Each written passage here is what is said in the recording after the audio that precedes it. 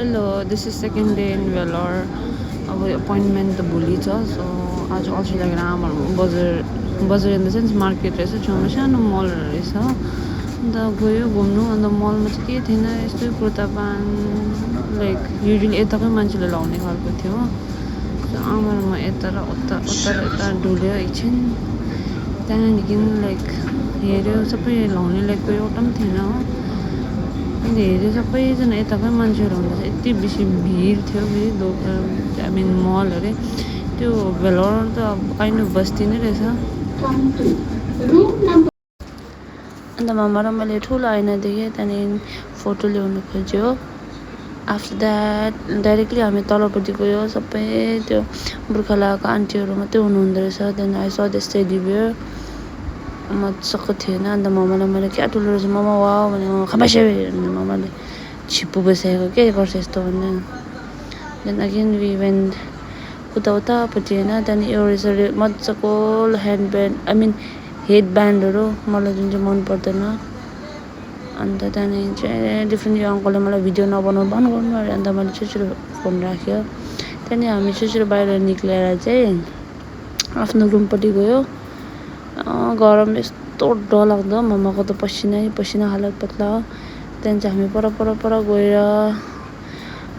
के चिसो सामान खायो त्यहाँदेखि चाहिँ रुम गयो त्यहाँदेखि फेरि अल्छी लागेर चाहिँ आमा र म डिमार्ट गयो डिमार्ट चाहिँ मेरो रुमदेखि उता चाहिँ ओलाले एक्सेप्ट गरेन होइन अन्त त्यो लोकलकै अटोमा इभेन्ट अन्त त्यहाँ जाँदा बाटोमा दामी रहेछ अलिकति त्यो हामी बस्ने भन्दा चाहिँ अलिक बजार रहेछ तर भेलोर चाहिँ अलिक बस्ती नै रहेछ त्यहाँदेखि चाहिँ डिमार्ट बल्ल पुगेर त्यहाँदेखि चाहिँ मम्मा चाहिँ मलाई पर्खिरहनु थियो म चाहिँ भिडियो गरेर स्लोली आउँदै थिएँ नि त त्यहाँदेखि चाहिँ बिस्तारै गयो भित्र गयो यहाँ पनि भिडियो गर्नु पाउँदैन तर लुकेरै गरेँ मैले हो यस्तो रहेछ भित्र ग्रोसरिजहरू हुन्छ फर्स्टमा त्यहाँदेखि लुगाको पनि दिन्छ मम्माले टी सर्ट छान्नु थाल्यो त्यहाँदेखि चाहिँ हिँडे हामीले त्यहाँदेखि मैले बास्केट बोकेर हिँडेँ अलिक सपिङ गर्छ नि थाहा थियो मलाई अन्त म टी सर्टहरू मम्माको लागि हेरिदिँदै थियो त्यहाँदेखि हेऱ्यो पाएन हो त्यहाँदेखि मम्मा चाहिँ छिटो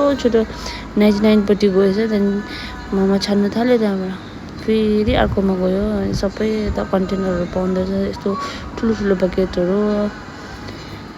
त्यहाँदेखि चाहिँ हामी यता हेर्दै बस्यो सामान त्यहाँदेखि आई स दिस नाइसवाला दामी टोइलेट ब्याग होइन दामी रहेछ सस्तो रहेछ इट वाज जस्ट फर 149 होइन मैले हेर्ने चाहिँ डिफ्रेन्ट प्राइस थियो तर सबसे एक्सपेन्सिभ भनेको पनि 200 मात्रै थियो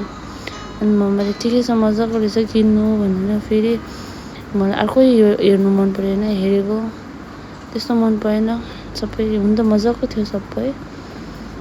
अन्त हेऱ्यो तलपट्टि गएर हेऱ्यो होइन त्यहाँदेखि त्यो ब्यागहरू डिफ्रेन्ट थियो यस्तो टोइलेट ब्यागहरू चाहिँ मोस्टली अब सबै टोइलेट ब्यागै थियो त्यहाँदेखि चाहिँ मम्माले ठुलो कन्टेनर देख्यो अनि मम्मा वाज लाइक वाउ उता भएकोमा म किनेर लान्थेँ नि खालको भन्यो मम्माले त्यहाँदेखि यो सबै डस्टबिनहरू 99 त्यस्तो प्राइसहरू मात्रै थियो त्यहाँदेखि फेरि हामी मगको सेक्सनमा आयो बिकज हाम्रोमा मगै थिएन रुम हो अन्त 2टा छाने मम्मा मैले त्यहाँदेखि फाइनली वी केम आउट गरम यस्तो डरलाग्दो भित्र चाहिँ इजिली गर्दा चिसो थियो मम्माले उयो ब्याग किन्नुभयो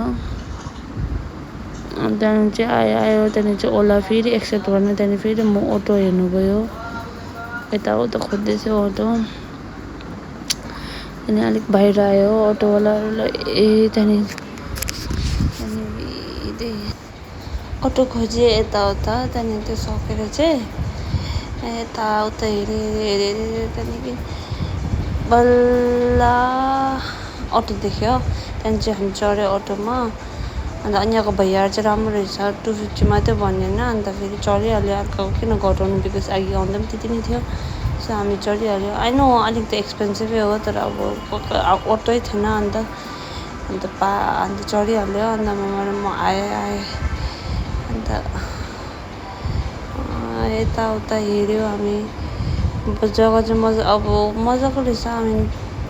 काइन्ड अफ लाइक के भन्नु पिसवाला रहेछ त्यसो झ्याउ खालको रहेछ होइन अनि मैले एकछिन यस्तो बाहिर हेऱ्यो मजाको नि अब त्यहाँदेखि रुम पुग्यो हामी त्यहाँदेखि चाहिँ यो सबै किन्यो हामीले थुप्रो थियो हामी सामान निक्केको किन्यो तर सबै वाज लाइक अफोर्डेबल हुने अब I'm going to so like के किन्यो भनेर हामीले के छ भने चाहिँ यो किन मैले 59 रुपिसमा हो बल चाहिरहेको थियो बिकज रुममा दुईवटा मात्रै छ यस्तो सब्जी बनाउँदाखेरि अलिकति राख्ने ठाउँ अलिक प्रब्लम हुँदै थियो त्यहाँदेखि यो जुसमा चाहिँ 40 रुपिस डिस्काउन्ट पायो अन्त यहाँ किनेको भए 10 रुपिस एक्स्ट्रा दिनुपर्ने जस्तो